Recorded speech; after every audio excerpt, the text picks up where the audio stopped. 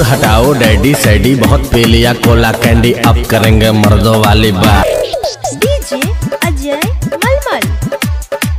खूब पियेंगे beer share, साथ में लेके सेक्सी डियर, पार्टी चलेगी सारी रात।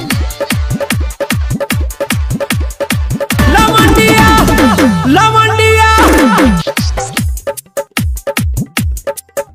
लंदन से लाएंगे, रात भर डीजे बजाएंगे।